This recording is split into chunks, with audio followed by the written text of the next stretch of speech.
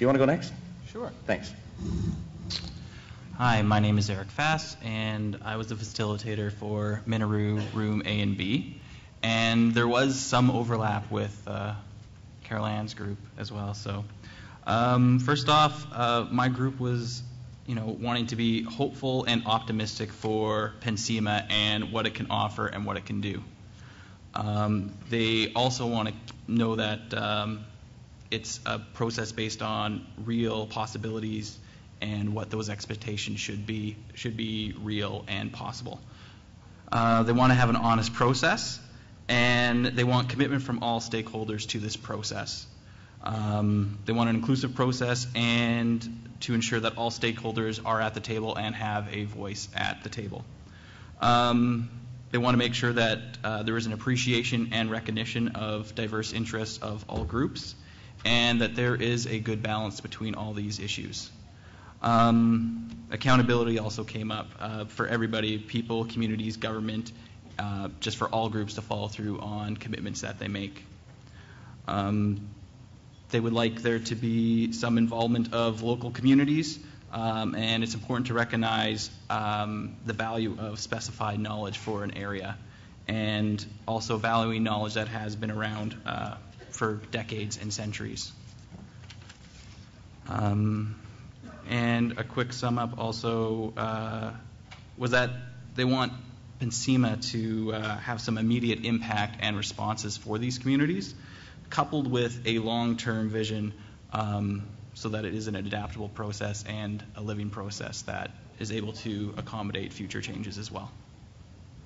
Interesting. In your group, as in Carol Ann's group, you'll notice one of the overlaps is that you keep coming back to stakeholder and representation and inclusiveness and participation, which is tomorrow's subject, but it's such a linked subject to the whole question of vision that inevitably it's going to come up. So you're loaded for bear for tomorrow as well. The other thing that Eric was mentioning that I heard in, I think, 2 other groups, and that we'll probably hear about again, is the question of the long-term planning goal and output and the short-term concerns about compromise of those interests while the long-term plan is being put into effect, and how do we deal with the short-term and the long-term when one can so be affected by the other. That was interesting.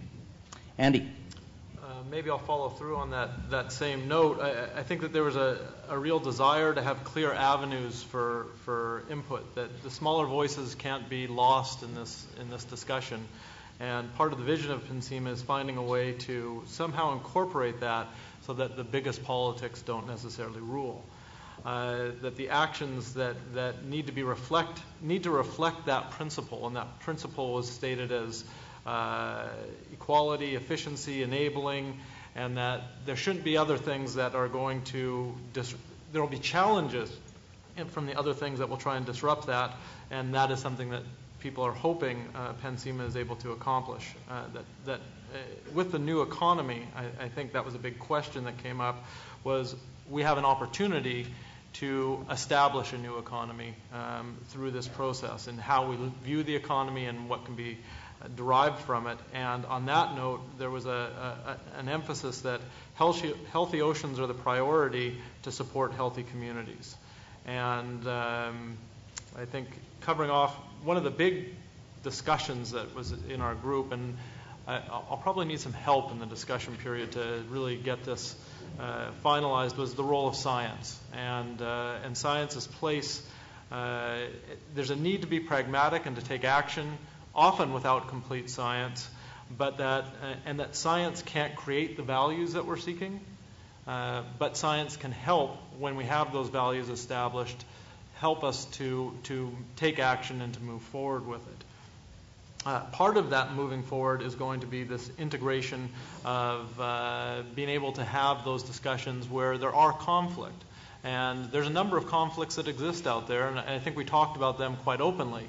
And that's the complexity that we're all trying to deal with. And what PNCIMA needs to provide is that process, that capability of having those discussions in a way that's progressive, and that there's an opportunity for progress instead of stagnation and the status quo. And I think one of the last things that came up in our discussion was really maybe a reminder to everybody that we need to get back to basics, and that really that the purpose or the value that's derived in that is that this is our home. And there was an analogy that was used that I guess I'll use in front of everybody. I'm not trying to steal anybody's analogies here, but that if you have a well and that's what you have to exist, and you go to the bathroom in it, other people will make sure that doesn't happen again, and make sure that it gets monitored and that it gets taken care of, and that we have to be the people. It has to be happening on the ground to take care of our well and to make sure that things don't defile it, and that we keep a healthy environment as the basis for going forward, and that there's some real urgency behind this. This isn't something that we can just slowly take our time about. There's a need for some of these pragmatic things to happen right now, as well as be able to inform what we're going to do into the future, so that it becomes a living, useful plan as we go forward. Interesting. Yeah, the sense of urgency echoed again. Mm-hmm. And the other thing that you mentioned was some, I won't say skepticism, but some concern about whether scientific knowledge is always going to provide the answer. And tomorrow we're going to, one of the panels is going to talk about the role of experiential knowledge, scientific knowledge, traditional knowledge, and how those interface, and how one uses those as databases to inform something as complicated as the PNCIMA initiative. That's really going to be interesting. Great. Jessica. Hi, my name is Jessica McNamara, and I'd just like to thank my group. They were great, and I want to thank you for your patience around the time constraints. I think we all know that it was a short session for such a complex discussion.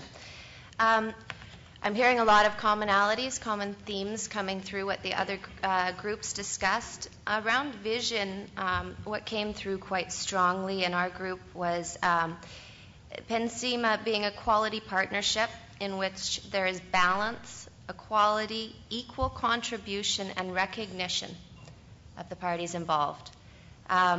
Working together in a way that's respectful and inclusive meaning all the major players and all the smaller players as well. And that speaks to outputs around the hope for adequate funding for this process and to ensure that people are engaged. And we'll be talking more about that tomorrow. Another major theme around vision would be that PNCIMA would incorporate and recognize learnings from traditional practices and laws of First Nations peoples, and how that combined with science, as Gord was just mentioning, could be a way to clean up and learn from each other in ways that can restore the balance. And restoring the balance was another vision for PNCIMA. Learning from each other and processes that already exist is another thing that came through quite strongly around moving forward with PNCIMA, and a vision for how PNCIMA will unfold. Vibrant communities and happy lives is another one, which is quite a good vision, and I saw a lot of heads nodding around the room. Another piece is around, and I heard this echoed previously, immediate impact to deal with the urgency of the issues that are facing the oceans and PNCIMA generally, and at the same time looking ahead and making a plan that will provide opportunities and sustain the environment for future generations was also something that came through quite clearly. As far as outputs, there was some quite concrete outputs that came out. Habitat enhancement, zoning plans, education and increased awareness, not only with the public, but also with the government around traditional practices and things that could be brought into play to clean up and assist with where we find ourselves today. Development of shared responsibility, ongoing assessments, and adequate funding for the process. So some very concrete outputs as well. So thank you.